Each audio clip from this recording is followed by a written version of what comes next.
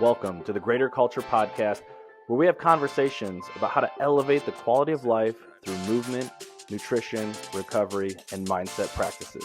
And welcome to another episode of the Greater Culture Podcast. Your host, Brad Marshall. And today, really excited to be joined by Brannen Dorman.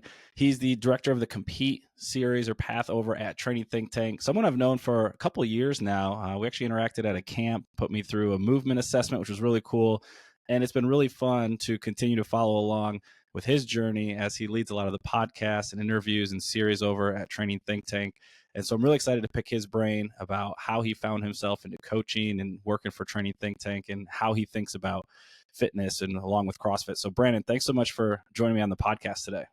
Well, thank you for having me, Brad. I'm excited. It's been a while since we talked. I think we jumped on a call probably about a year and a half ago, just chatting amongst us two, but I'm excited to be on.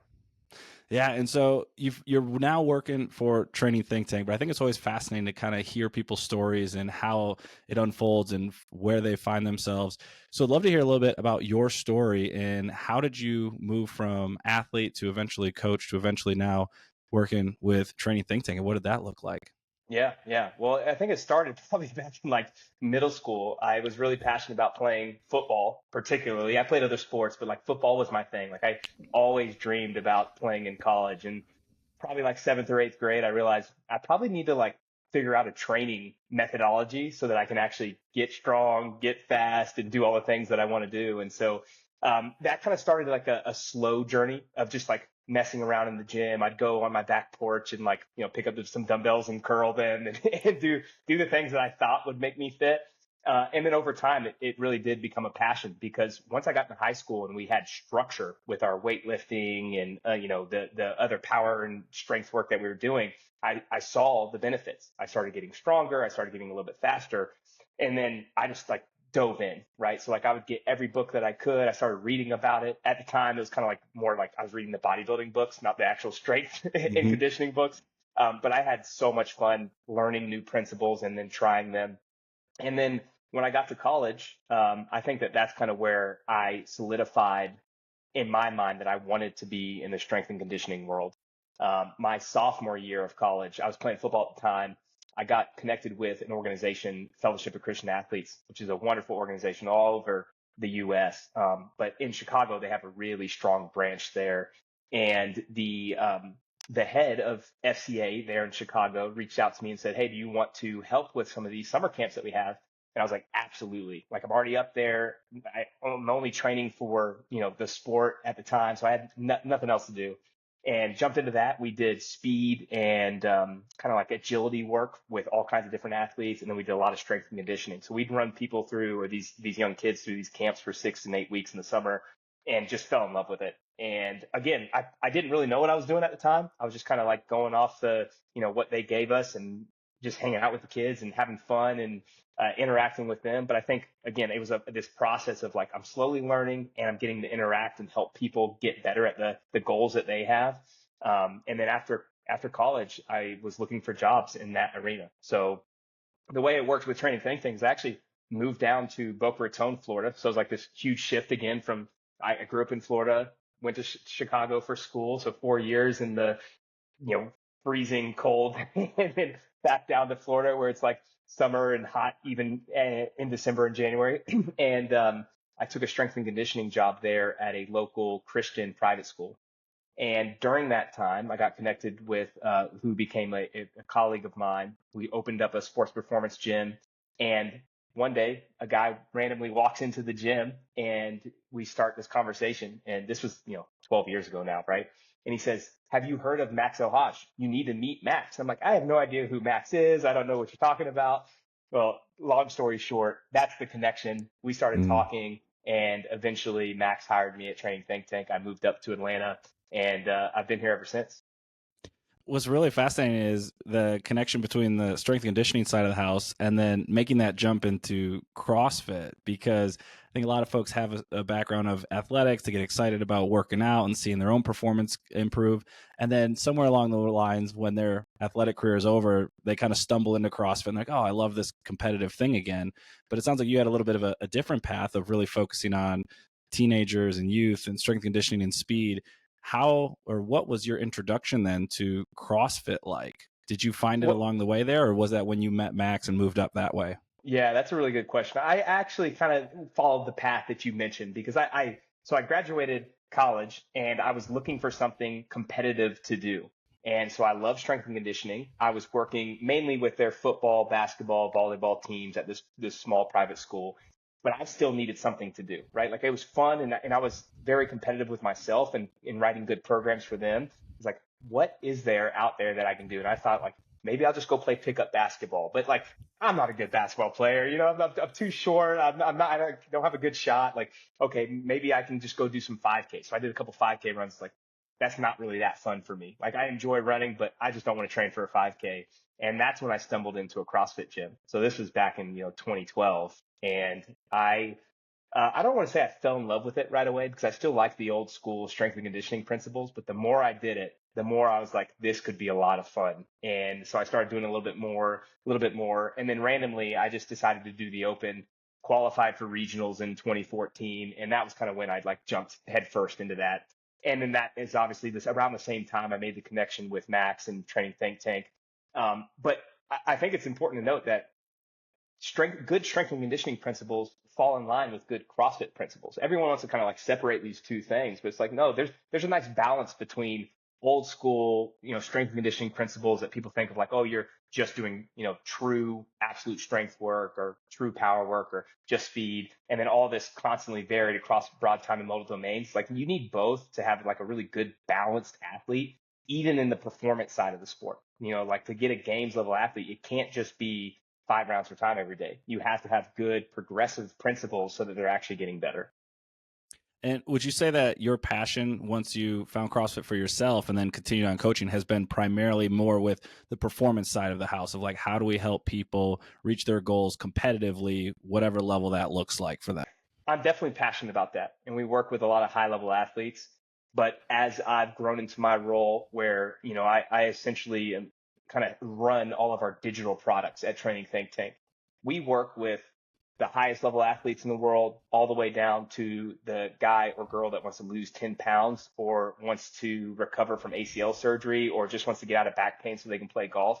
I'm just as passionate about those people as I am the Travis Mayers or the best in the sport because all of them bring a unique challenge that's going to fulfill their life in a way that they don't or they can't yet see because they don't know how to get there. So it's my role and it's all of our roles at Training Think Tank to help people reach their goals, but also along the way, like teach them how to do it themselves.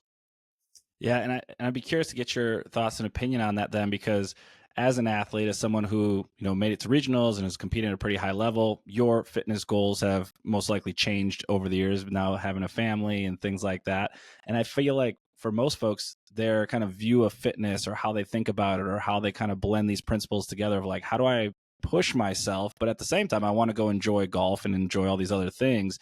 How has your perspective sort of shifted over those 12 years since you've been at Training Think Tank and as your own fitness journey has kind of evolved? Yeah, well, one, you're right. My training has definitely changed a lot. We've got 3 little kids, a 6, a 5, and a 1-year-old. So my training, it just in general is more focused on health and longevity. Like I want to be able to do things well so that I can do those things for a long time with my kids. Like the way that I think about it is like when I'm 45, 55, 65, and 75, I want to be able to play with my kids the same way that I feel now at 34. And I also want to be able to do that with my grandkids and with my wife and all the other things that come with life, right? But that's not the case for a lot of people. We have a lot of games level athletes that come in. And they say, my only goal is to make the games, and this is what I'm willing to do anything for it. That conversation is just so much. It's completely different. We're talking about a different world than the person that comes in the program and says, I really like CrossFit, but I'm just doing this because I want to stay healthy and fit.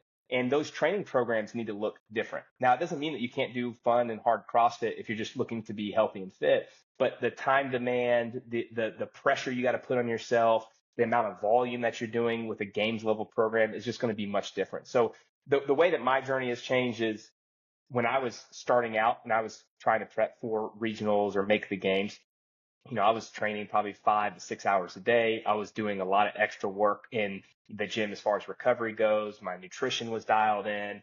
My sleep had to be perfect.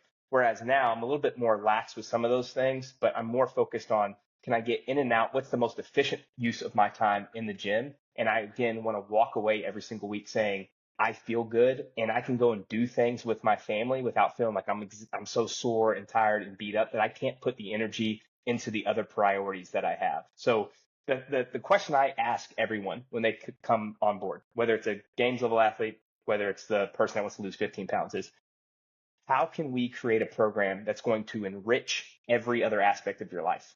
Because in my opinion, and this again is different for some people, but in my opinion, if we're not doing that, you're going to be unfulfilled at the end of the day, right? Like even if you reach your goal, if you just have put everything else on the wayside because of that, you're going to be unfulfilled because you reached that goal, but then you've ruined all these other relationships and other things that you have going on in your life. So when I look at my training, that's important to me, but so is my faith, so is my family, so are all these other things that I want to make sure that are priorities. And again, I always say, I know it's kind of silly, but protect what's precious. And so I'm going to protect all of the priorities in my life, and it's not just going to be my fitness. I love that perspective of what's going to enrich your life, because I've seen that tossed around a little bit of like, how does this hour spent working out or working on your fitness improve or enrich the other 23 hours of the day? And a lot of us find CrossFit, we love it, we get so involved with it that we focus on that 1 hour and it ends up detracting from the other 23 because either we're too tired or too sore, or too beat up to take advantage of the other things that life has to offer. Have you seen that a lot with the folks that you coach, or that, we get super passionate about it, which is great. We want people to be passionate about health and fitness, but then it does take away from these other areas. And now we got to find that balance of like, I'm either beat up all the time or I'm too tired or sore to do other things. And how do I find that right level of like fitness that helps me with my life, but not take away from it?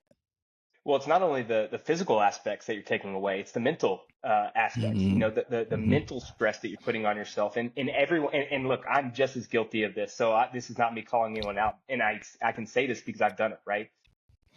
Anybody that's listening to this that's into CrossFit, they're falling asleep at night and they're thinking about the workout the next day. Mm-hmm. Like that's all that's on your mind. You're at work and you're watching a CrossFit video. You're with your kids and you're thinking about CrossFit.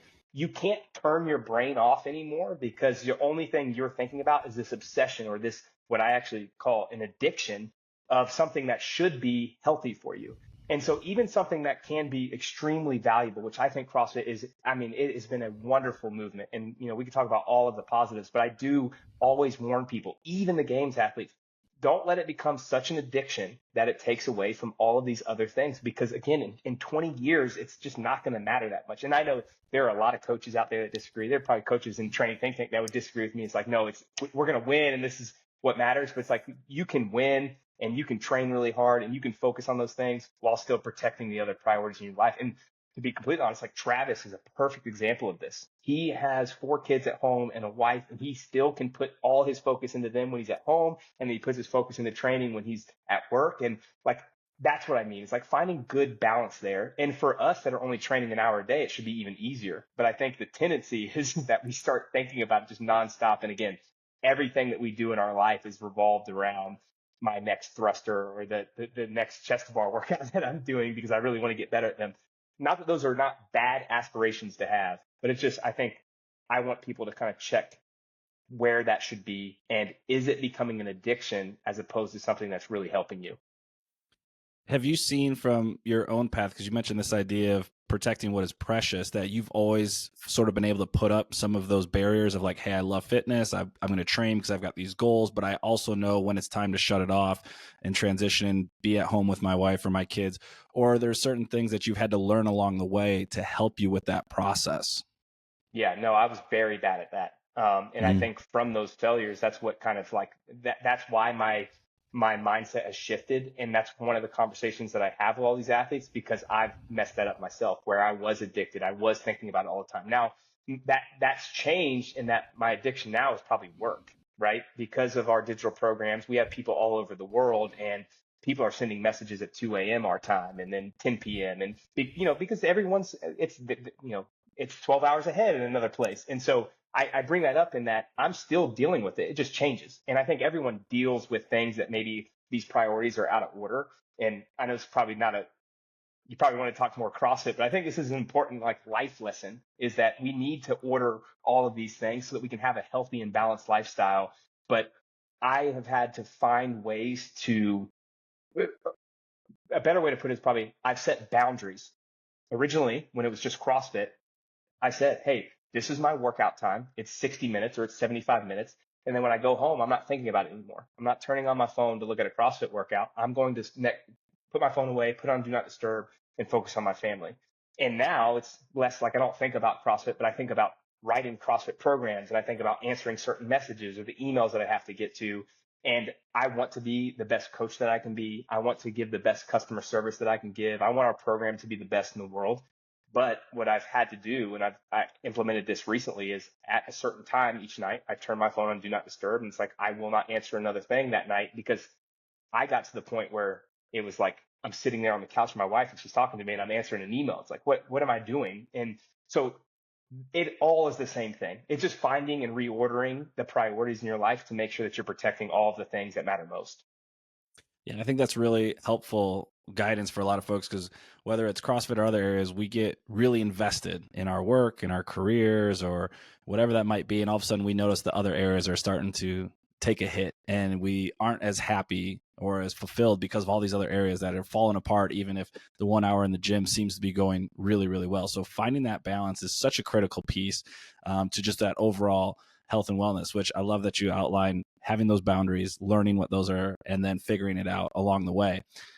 I'm also kind of curious then, have you noticed that your version of fitness and what you care about, you've mentioned that shifted as well. Did that help with putting some of those boundaries up where it's like, hey, CrossFit's great, but like, I also want to go outside and golf, or I actually want to go play with my kids, or do these other things that sort of help you detach maybe a little bit from like, I got to do it 5 days a week and that's all I can do. And when I recover, I'm recovering so I can get back in the gym. What has that process been like for you? Yeah, I think the big thing was finding new hobbies, because my hobby, just like most people, and I totally get it, right? My hobby was going to the gym and doing a CrossFit workout. Like I want to do Mhm. Fran, and then I want to do Karen and all the other fun stuff. And I still do that.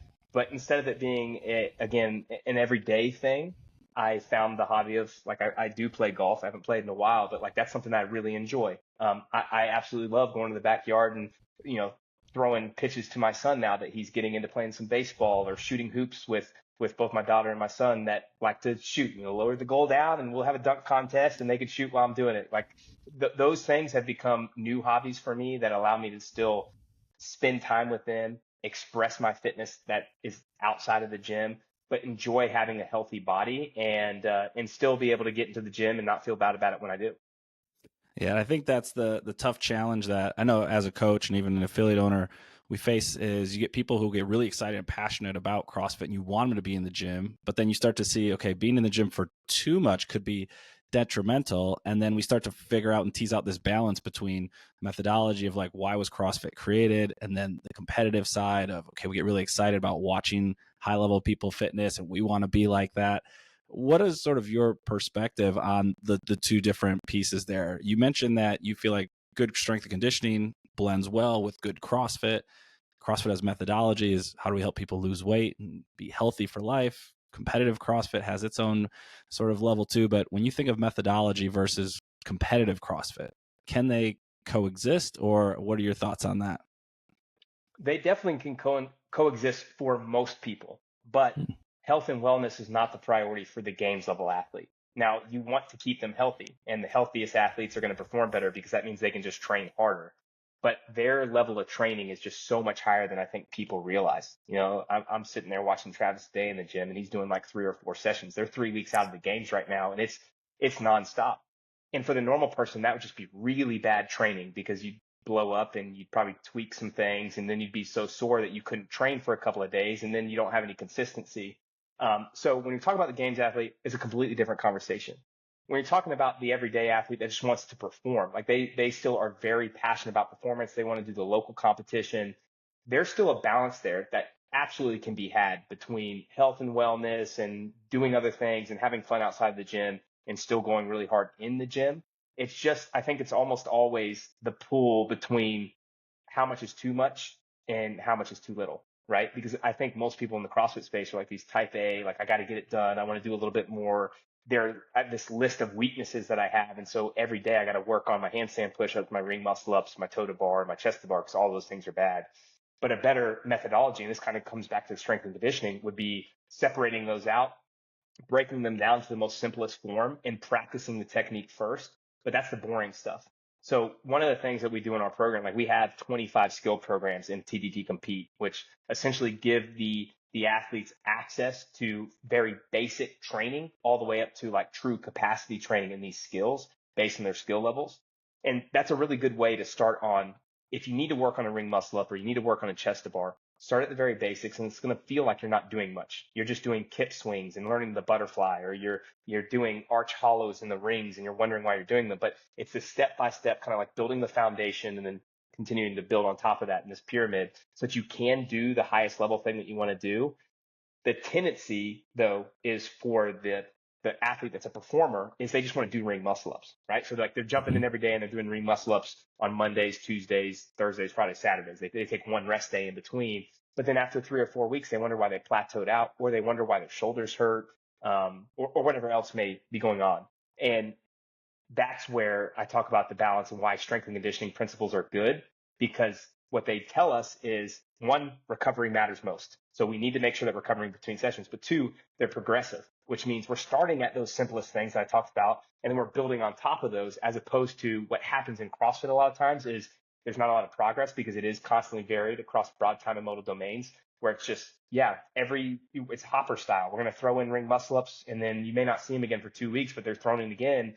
And then 2 weeks go by and they're thrown in again. And each time you got to do 30 ring muscle ups, but you're just not good enough at them to do 30. So what do you need to do in between? So our job as a coach is to give them the good principles, the progressive principles that build on top of each other to get them to where they can do the CrossFit. But it's just pulling the athlete back out of that and saying, hey, instead of it just being hard CrossFit, I know it's boring, but do the technique work and do all this practice so you can do the hard CrossFit later on. Yeah, I love that perspective of the little building blocks, because we see it in so many other sports where you spend hours practicing the specific skill in the hope that when it's time to actually perform, the jump shot is there, the swing is there, the mechanics are there, that you can go and do the thing that you really want to do, which is compete. And for whatever reason, sometimes we don't take that approach with CrossFit. It's like, let's just compete all the time, crank up the notch to a 10 and let it go. And I think it's really a great perspective of, hey, we can still take these progressive strategies for building skill, building strength, and then it allows you, when you get to do the local competition or the qualifier, to showcase what you've got. I'm curious, when looking at compete as the individual path, is there a way you sort of tease that out or work with athletes? Because you have a wide variety of athletes in that path, from folks who are maybe just starting in their CrossFit journey but love it, people who are maybe aspiring or striving for, whether it's quarterfinals or semifinals, and the time commitment, as well as the amount that you're asking them to do, probably varies a little bit. So how do you help guide or coach people on, hey, this is enough, this is too much, this isn't enough, for their specific journey? Yeah, well, first, one of the biggest limitations in group programming in general is the inability to individualize. And one of the things that we've really tried to do is find ways to help individualize for the clients that come in. And it's not going to be perfectly individualized because we're not working with that athlete one-on-one in a group training program. But we can, in our intake process, as they onboard with us, have conversations with them. So we message every single athlete that comes into our app, and we have a conversation of, where are they at? How are you feeling? What have you done in the last couple of years? What strengths and weaknesses do you have? And then from there, our coaches can help put them in the right training path. We have 5 different training paths in there, and that is, it's sometimes when you look at it, it's overwhelming because you're like, wow, which option do I choose? But that's the point, right? The coach is going to help you with that. But it's all the way up to the elite level athlete, so a games level athlete or a semifinal level athlete in the sport of CrossFit, to the beginner. And our beginner program is just that. It's someone that's coming on that doesn't know how to do a strict pull up, doesn't know how to get onto their hands for like a handstand hold. They probably haven't squatted much in their life. They don't know how to snatch, or they don't know how to clean. And then there's all these other training programs in between, right? So we can onboard any level of athlete. If you had an athlete that has never done CrossFit before, they can come and do our beginner program. Or if you have an athlete that made the games twice, they can do our elite level program. And then again, masters, intermediate, RX, and RX plus. So all of these different variations. when someone comes on, they'll talk to me or one of our other coaches, and then we can help place them in the right program. And then on top of that, we have those skill programs that I talked about. And those are super useful for the athlete that does want to perform, right? Like if we have plenty of athletes that maybe even don't care about doing a competition, but I'm sure you have these in your gym. Hey, I want to learn how to do a ring muscle up, right? Like, and I totally get it. I want to do a handstand walk. I want to be able to do a handstand push up. And what these skill programs do is they start from the kind of the most basic phase, the building blocks that are needed, as opposed to just throwing them out there and saying, do 10 rounds for time of 3 handstand push-ups, 25-foot handstand walk, and 35 double unders in a workout. It's like, well, I can't do the handstand walk and I can't do double unders and I can't do a handstand push-up. So can you scale this for me? And then most gyms would say, sure, you're going to do one wall walk and then a handstand hold against the wall, and then you're going to do single unders. But if they did that every day, they're probably getting good conditioning work in. But if their goal is to get the skills, they're never practicing those skills. So that's what those skill programs are for, so they can actually practice the skill. And I love that perspective too, of just helping people to find the right path for themselves, of getting a nice onboarding process, meeting them where they're at, figuring out what's most important, what are they wanting to achieve, and then having a variety of assets that you can help them out with. Because I think so many times people walk in and their first goal is, I just want to feel better, move better, lose some weight. And then they start looking around the gym at these different workouts we do. And they go, oh, that movement's pretty cool, or that movement's pretty awesome. How long till I can get there? And then you're like, oh, it depends.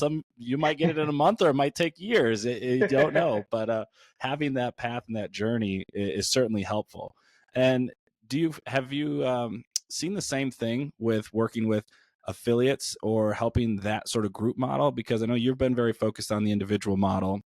Do you think that's still something that can exist in the group model? If people are like, hey, I still love getting together with 10 to 15 other people and having a coach guide us through it. Do you still see that kind of meshing and possible? Totally. Yeah. And I think it's probably even better that way. Even in the individual group program, the idea of a group, the community, the accountability, the encouragement, like all of those things are so beautiful. And it's one of the reasons, like I've absolutely fallen in love with group style programs. Our online programs, both our affiliate and then our compete program, which is more individualized. 3 years ago is kind of a quick tangent, but like three or 4 years ago, when we were really diving into this, I was still questioning, like, I think individual coaching is probably the only way you could really get a high level athlete better, or it helps someone develop skills, because that's all we knew. But the more we've done, I've realized, no, there's so many opportunities with group programming. And a lot of times people get better faster because they're around their friends. They're around good coaches like you that can see them on site with their affiliate. Like, you can help them, hands-on experience. Or even in our compete program, they have all of our coaches, there to help. And they post their videos, we give them feedback, or they go through a skill program that has all the follow along videos in it. And they feel, I think, more accountability that way, because they know, hey, I do have coaches that are watching me, and I have this community of friends that I've made all across the world that are encouraging me. So it's been such an amazing thing. With affiliates, like with our affiliate program, the nice thing is that we have all the extra credit work that's in there, and it's not for everyone, right? There are a lot of people, like, I don't do the extra credit work anymore because I just want to get in and out in 60 minutes, and that's kind of how I do things. But there are other people, even some coaches, that will follow the affiliate model at Training Think Tank, that do the extra credit because they still want to get better at certain things. Like, oh, I'm going to practice the handstand push-up work because I want to get better at those. Or I want to do the rope climb extra credit because I want to get better at those. So there's just these opportunities, and it gives everyone a pathway to success. And again, that's the way that you can tailor it to your own success and your own goals. Yeah, we've certainly noticed that within our affiliate, of the folks who want to take advantage of extra credit, they certainly can. We love, we call it the cash out, but like, there's so many sort of unique and different types of movements just to help the body to recover from the challenges we're putting it through and make people feel good. So I do really love the balance. And I think people really, really benefit from just having a support system there, because most folks, they've got so many other things going on in their lives. They're like, the last thing they want to do is figure out, what should I do to work out? How should I set up the rep scheme and weights? And it's like, I just want to walk in and be told what to do. And so whether it's, the one-on-one coach or the group model, there's going to be people there for you. There's going to be a coach there. So it's very easy to just jump in and feel like, hey, I'm going to be taken care of, and I don't have to worry about any of the programming or the planning, and I can get somebody who can give me some eyes on. So I think having those great strength conditioning principles helps accelerate how quickly people will notice some of those changes, I think, personally. Yeah, you're 100% right. And so one of the things I'm curious of, so you've been in this role with Training Think Tank for a long time, and we start to look at longevity within CrossFit. And I think what's unique is there are some athletes who are going to the games for their 10th and 11th time, and they've demonstrated it's possible. Even in the affiliate model, we start to see, people get really excited about CrossFit, and is it something you can do for life? Having been in charge of the compete path and probably been seeing athletes for a number of years now, what are some of the things that you've seen or learned over your time that would help somebody to be able to do this for the long haul versus just this short burst of like really intense and high powered output, and then all of a sudden burn out, fizzle out, get injured, whatever that might look like? So what are some of the things you've learned personally or in your role as a coach that would help people with that? Well, I think the biggest things are outside of the gym. So Mm-hmm. we are huge on encouraging athletes, the everyday gym goer, to make sure that they're taking care of the recovery first.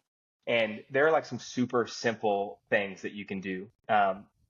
Getting better sleep, right? Like that is just, I know it's so obvious and everyone's like, yeah, I'm going to work on that. But then we never do, right? Like we're on our Mm-hmm. phones late at night and then we don't fall asleep until midnight and we wake up at 5 or whatever. So just adding a couple hours of sleep, and easy ways to do that: make your room a little bit darker, like get blackout shades or curtains, make your room a little bit colder, especially in the summer months when it's hot, especially down here in the South, or put like a blackout mask on or something so that it's completely dark and cold in your room. Like those are just really, really good ways. And then don't get on your phone at night. Just get off of it an hour before bed and try to like calm yourself down. That'll help you sleep better. And then that's just automatically you'll feel better the next day. I can promise anybody if they do that. And the other one's nutrition. I think a lot of people think about supplementation as what can I take to help me in my workout recovery? And those things can be good. Like there's plenty of good research, especially on things like creatine, that can be extremely beneficial, not only for performance, but also like mental performance, right? But the first step is just eating clean or the right amounts. I shouldn't say clean because some people get bothered by that, but just the right amount of things each day to support the output in the gym and other things that you have going on. Most people don't do that. So it's like those are two, like nutrition and sleep are super easy. And then the third one of that is, I think, just movement mobility work. We have a great movement mobility path that we have in our compete program, but just anything like you following, Ramwad, Google something on YouTube and do it. Or if you know how to just do some basic, mobility work, then that's just so worthwhile for keeping our bodies moving well. Because I think I'm sitting down on a computer now probably more than ever. And I can notice myself, I get rolled forward, my low back starts hurting, my neck's going forward. It's like, I got to really work on my posture. But most people are like that. Anybody that's working a normal desk job now, everyone's kind of sitting down for 7-8 hours a day. So those are just like really simple things. In the gym, I think the biggest thing is following a good program that's not always peaking. And what I mean by that is there are a lot of CrossFit programs that put out a lot of high level athletes, but they're always doing hard CrossFit.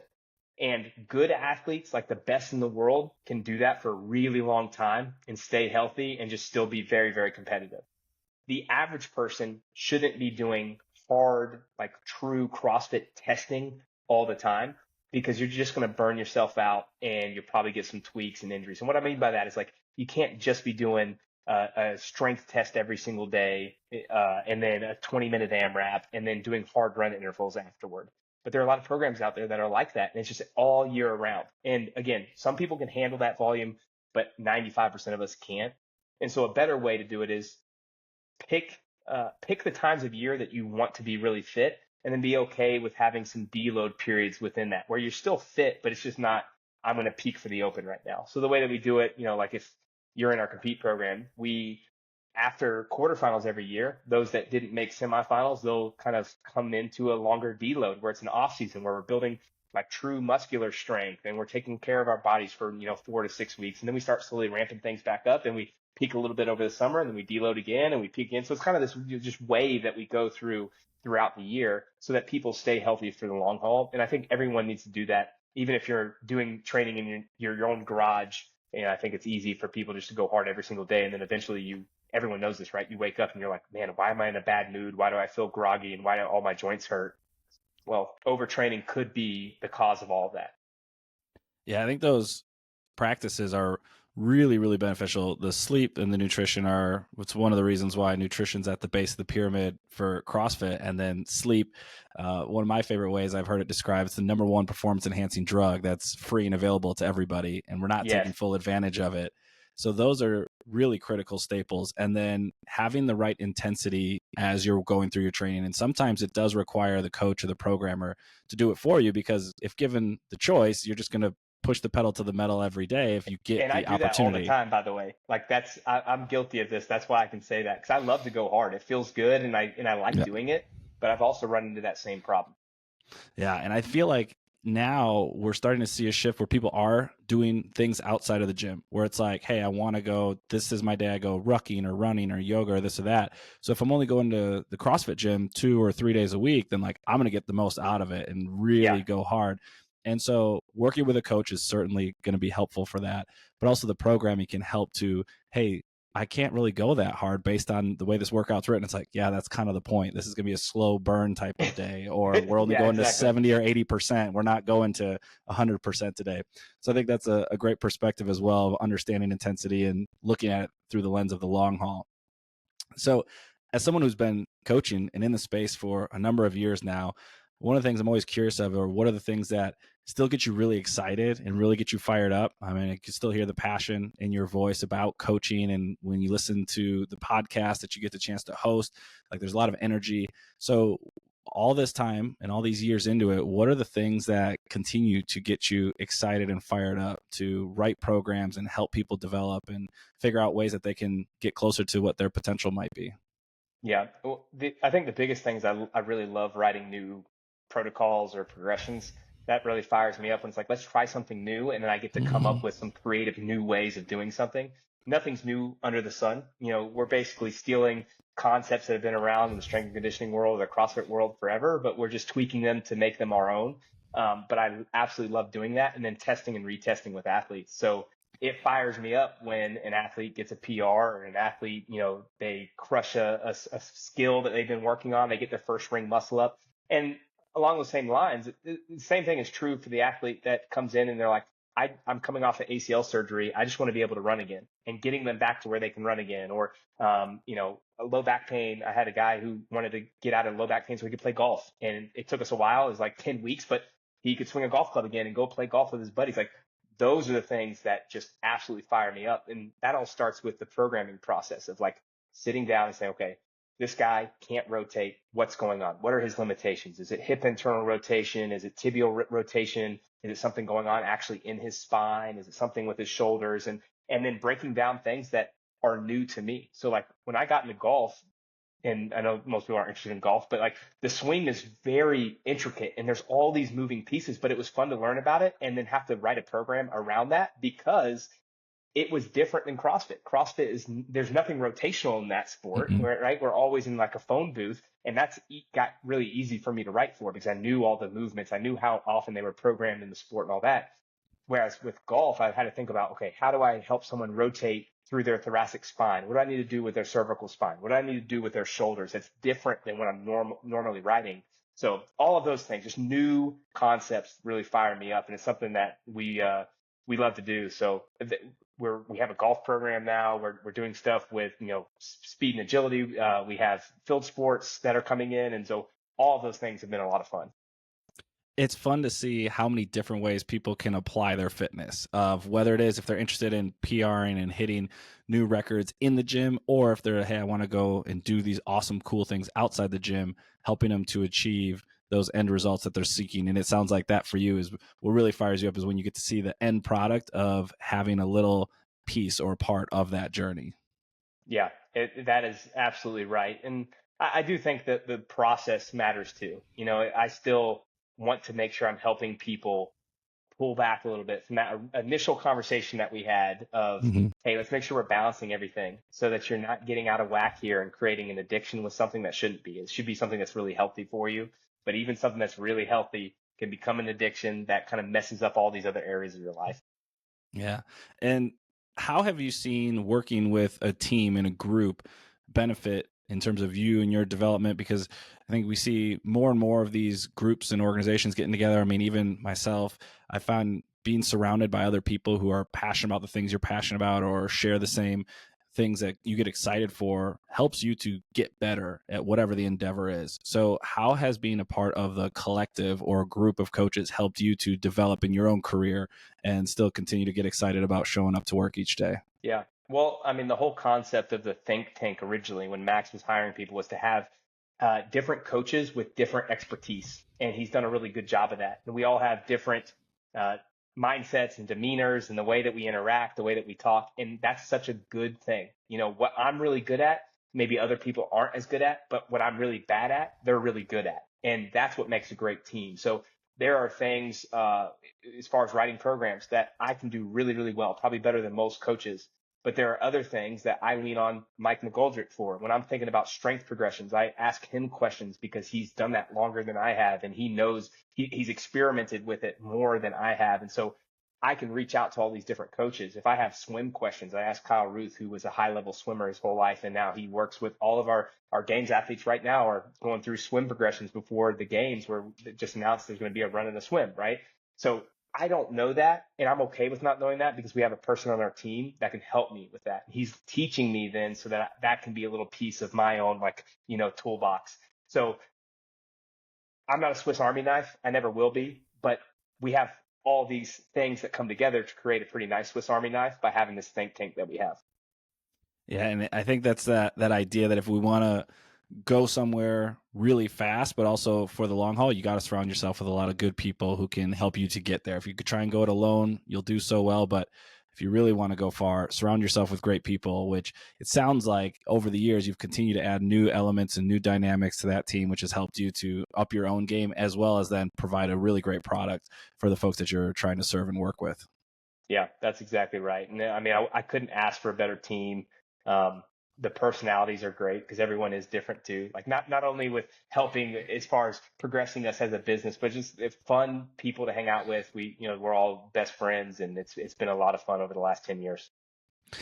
One thing I've really appreciated is the conversations and the way that you speak about fitness and thinking about workouts and training and how people can attack workouts and really the podcasting side of the house. So is that something that is a passion of yours, of guiding some of these conversations or leading them? Because I feel like you're the one in the chair who asks a lot of questions, shares your perspective, but you're someone who is able to help guide and craft those conversations. So is a skill you picked up along the way or something that you've always really enjoyed? Yeah, I mean, I don't know. It kind of happened organically. We started the podcast, and it just has had so many iterations over the years, and it's something that I enjoy doing. It's something that certainly, if we um, became more serious in the podcast space, that I want to practice more, right? Because it's hard. I mean, you're doing it right now. Like being able to ask questions, keep a conversation going, ask the right questions. Those are challenging things, and so it's something that I would love to get better at. But I do enjoy asking the questions because it allows me to learn or at least get a different perspective. I talk about, like, even with the political landscape we have going on right now in the US, it's like I want to ask more questions than just give my opinion because I want to know why someone thinks the way that they do on both sides. And if more people were willing to ask questions and then the big thing is actually listen to the person's answer and put yourself in their shoes, it'd probably help you. And it may solidify your own views. I know that often happens with me is I'll ask a question about something in training, in politics, in whatever arena we're talking about. And sometimes I'm like, oh, well, that answer wasn't what I was expecting. That makes me think that I actually am right. And I know that may sound arrogant, but it's like it gives you these benefits of either helping you change your mind, learning something, or solidifying your own views.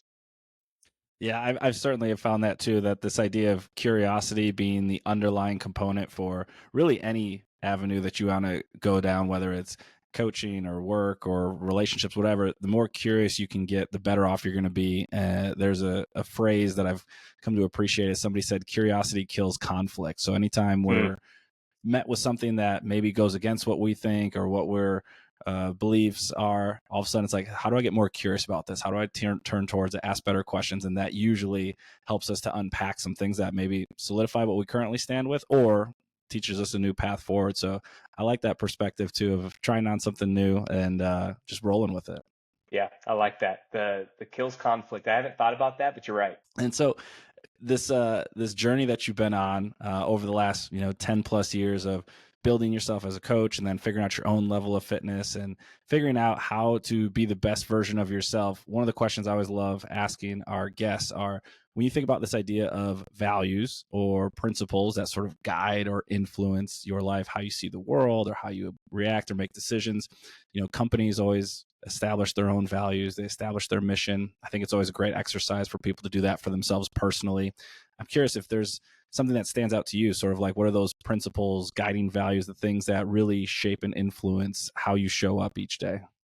Yeah, well, I think my perspective comes from a biblical perspective in that I want to love others as Christ has loved me. And so that's the most important thing. And so when I do that in the business world, especially with our programs, there are plenty of people that disagree with that or think that I'm crazy for believing those things, but it doesn't change the way that I can still be customer obsessed. So that's the way that I've changed it for our business, in that everything that I do is obsessed with the customer and helping them become a better version of themselves. So I'm thinking about, how do we get someone better at CrossFit? How do we help them lose weight? All the things that we've already had conversations about, and making sure that they know that we care along the way. So instead of it just being a money making, I'm more concerned with the athlete than just the dollar amount that they pay me, is probably the best way to put that. I want to make sure that they're actually getting better. They actually feel like they're valued, that they have some worth, and that we care about them as a person, as opposed to just them being another customer that's coming in. Yeah, I love that the passion and excitement you have is driven from the values you have of loving others the way that Christ loved us, and that shows through in how you interact with others, whether it's in the work side, the family side, or whatever else that might be. And so I love that perspective. And so with that, Brandon, I want to say thanks so much for spending some time chatting about these different topics of your career and things you've come to understand and things you've seen in the CrossFit space and in the coaching space and in your own health and fitness. Appreciate all the work you do for Training Think Tank and putting out great content so that a lot of us can consume it and as well share it with others. So thanks so much for spending some time on the podcast today. Yeah, Brad, thank you for having me. I really appreciate you. I know you've done an amazing job with your gym and your community. I was talking to Mike earlier today about you, and he had nothing but good comments, good things to say about what you've done and what you've grown there. Well, appreciate that. If anyone's interested in reaching out, connecting, whether it's individual side or just learning a little bit more, what are the best ways to connect or reach out? Yeah, I don't do social media. I have an account because Chris forces me to have one still so I can repost things. I'm just not a social media person. So if you're interested, go to trainingthinktank.com, or you can go to the Training Think Tank YouTube. You'll see all our content there. And then I'm in our app. So that's my social media. I'm like in there constantly answering stuff. So if anybody's in there and they want to reach out to me, they can message me in the app or post on the water cooler. That's kind of where I'm at most of the time. Awesome. Well, thanks so much. Look forward to the next time we get a chance to connect, and have a great rest of your day. You too. Thanks, Brad.